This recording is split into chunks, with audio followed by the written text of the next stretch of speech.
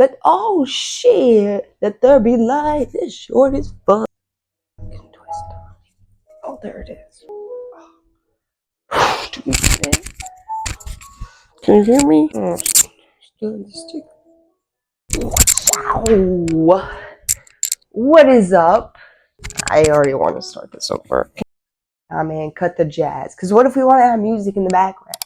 I figured I'd just pop you right here and then we can be like homies. Wow.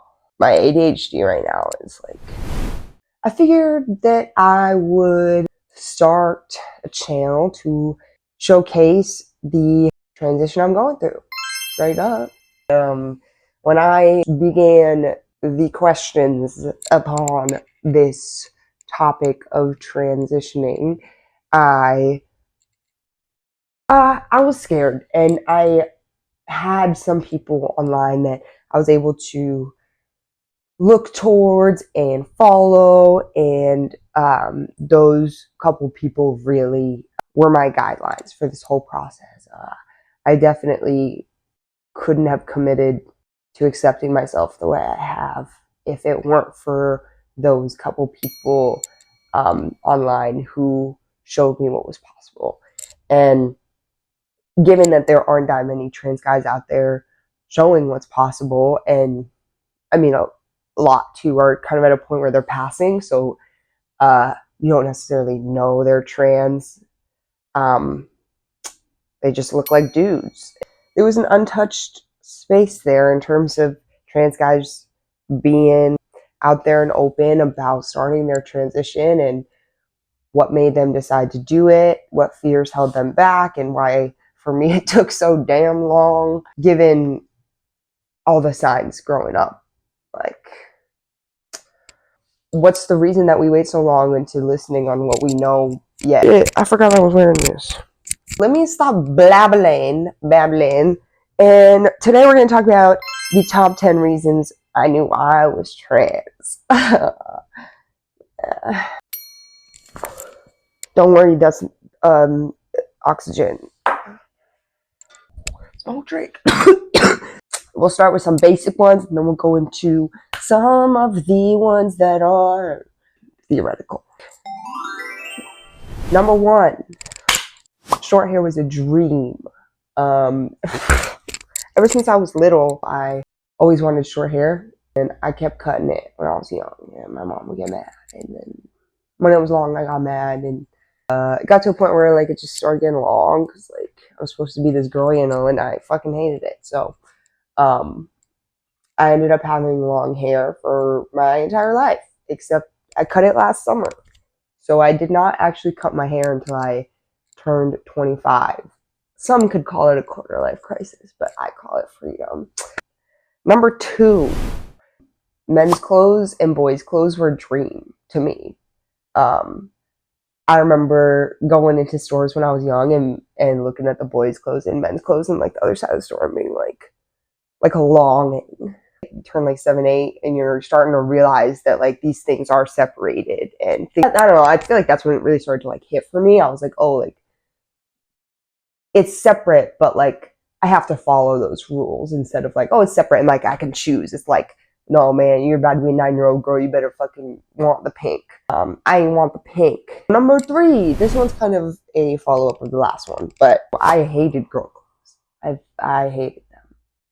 Yeah, I think that's enough said there. Like, I wanted boy clothes. If you didn't put me in the boy clothes, you put me in the girl clothes, like I would have a fit. So I think that's also goes to show kind of where my wants and needs were, even from a young age, and that's how I knew I was trans.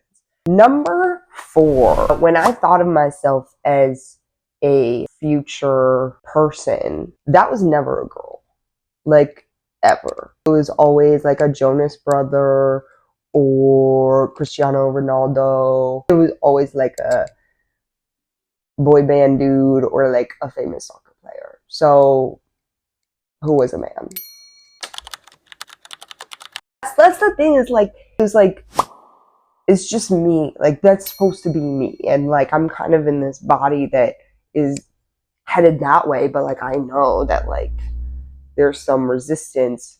Anyways, enough said. Number five, I was so competitive with the boys. grew up in sports, and so I did a lot of like sporty stuff, and you get to a age where it's not co-ed anymore. You're like 6, 7, and they're trying to classify you by gender, and you're like, what the actual shit is this? Like, you were really just like putting the long-haired kids over here and the short-haired kids over here. That was kind of like the most of my knowledge at that point, and then I realized it got a lot worse. So even though I was in these girl sports, like at recess, I was like at it with the boys. Like I simply wanted to be one of them. So I was always competing with them in one way or another, and started from like wanting to beat them in the races, but then also like started to get quite detrimental because it gets to a point where like your bodies are changing in different ways, and boys are seen as different beings physically, in terms of capability and ability, especially in athletics. They're seen different as women. We know this. And so, yeah, it's not TV. You just like don't talk like that. Oh, gym break. I should probably see if this is recording my voice or not. Number 6, even though it was what I was supposed to be, I never felt like a she or a her or a miss. I remember like growing up in school, you know, miss whatever, Mr. that, and you start to realize that the misters, they wear this and they do this, and you know, that's when I really started to separate genders in my head. And it was so strange having the teachers who were misses come in skirts and be nice and polite and high voice and nurturing and caring. And then, of course, the teachers that were men were as well, but obviously deeper voice, a little less nurturing, unless they were gay. And I didn't have any gay men teachers in elementary school, unfortunately. That would have been lit. But I knew very young that the pronouns I was supposed to be didn't feel like me, and instead started to digest the fact that I was different and strange and weird because I didn't fit in with those pronouns. And, you know, affected a lot of other things as well. But we're gonna, number 7. Whenever I was in a relationship, I wanted to be seen as the boyfriend. And not like typical cis boyfriend, but I didn't feel like I could be the more feminine one in the relationship. Like I could feel that way, but it didn't feel right. It didn't feel like the role I was supposed to play, which is a little ironic because I'm kind of, when you get to know me, I'm like a sensitive little teddy bear. But obviously, like, I kind of put on a certain front. I remember whenever my girlfriend would talk to me like a guy or anything like that, or like joke that I was her boyfriend, like it always made me feel really confident and warm. It just felt aligned and it felt right. Made me feel very euphoric. So, all right, now number 8. I thought men were lucky to be guys. This is a tough one because it's like, amidst this sexist world, like trans men see it in a different way of like, oh, this isn't just inequality, like this is actually like the body I'm supposed to be in. This is supposed to be me. And they get to have that and I don't. That's where I think it comes, or it kind of branches out of a inequality thing and kind of more so a identity, like this shoe doesn't fit and this one does kind of thing. Yeah, I thought men were just lucky to be guys for more than just the power of being a guy.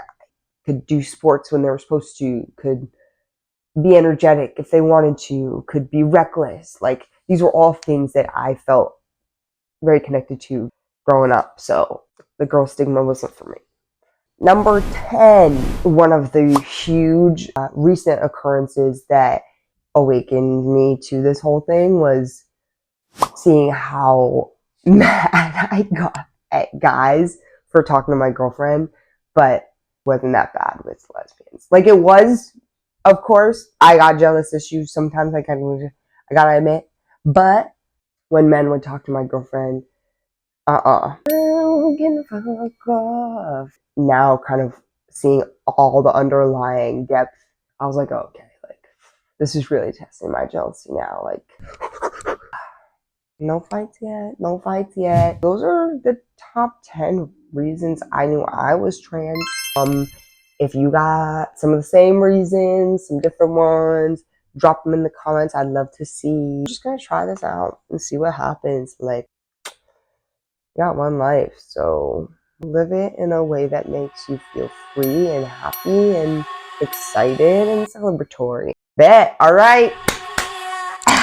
See you next time.